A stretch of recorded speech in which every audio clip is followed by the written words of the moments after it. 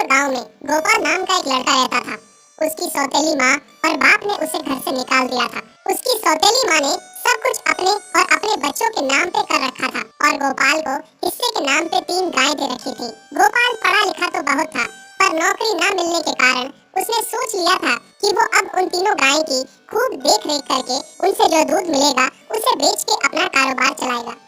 अब मैं बिल्कुल अकेला हो गया हूँ। गौ माता, तुम तीनों के अलावा मेरा अब कोई भी नहीं है। बस मेरा घर चलाने के लिए तुम तीनों को मेरी मदद करनी होगी। तीनों गाय बहुत ही हट्टी कट्टी और जवान थी और रिश्ते में भी एक दूसरे की बहनें लगती थी। चंपा, चमेली और मैना। मैना सबसे बड़ी और समझदार गाय थी। चंपा गर्भवती थी और चमेली को अभी अभी बच्चा हुआ था। वो दूध दे रही थी, जिसके दूध को बेच के गोपाल का थोड़ा बहुत घर चल रहा था। पर गोपाल को अब चंपा और मैना पे पूरा भरोसा था कि जब उनका बच्चा हो जाएगा तो वो खूब दूध देने लगेंगी और जिससे उसका कारोबार अच्छे से सेट हो जाएगा।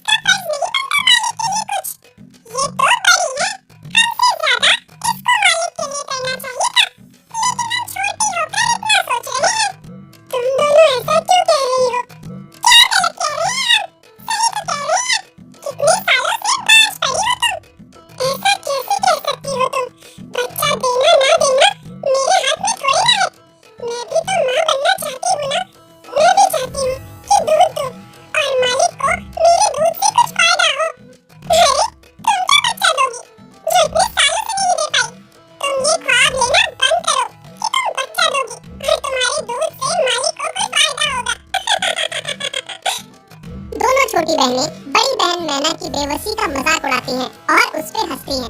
इस बात से मैना बहुत दुखी होती है और रोती है कि उसी की बहनें उसको दिलासा देने की बजाय उसे ताने मार रही हैं, उसका मजाक उड़ा रही हैं। फिर एक दिन गोपाल का पड़ोसी उससे कहता है, अरे गोपाल, तुम्हारी 2 गाय तो ठीक है, एक गाय का क्या है?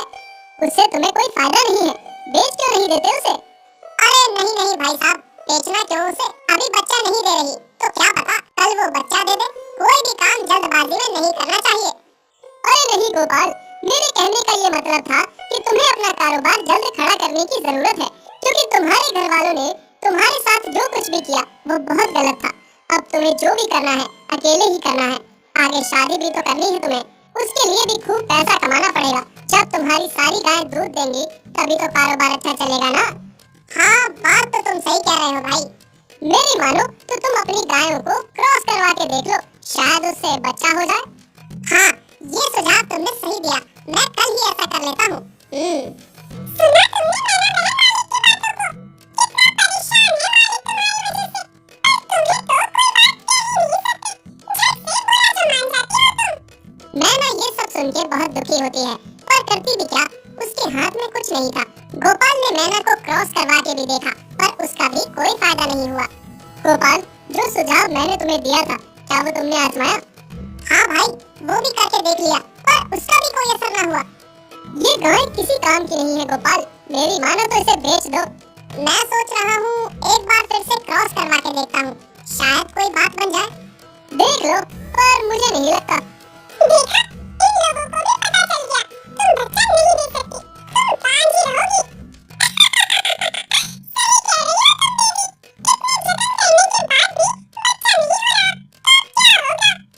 गोपाल मैना को एक बार फिर से क्रॉस करवा लेता है। दोनों बहनें चंपा और चमेली मैना के बांझपन का मजाक उड़ाती हैं और उस पे खूब हंसती हैं।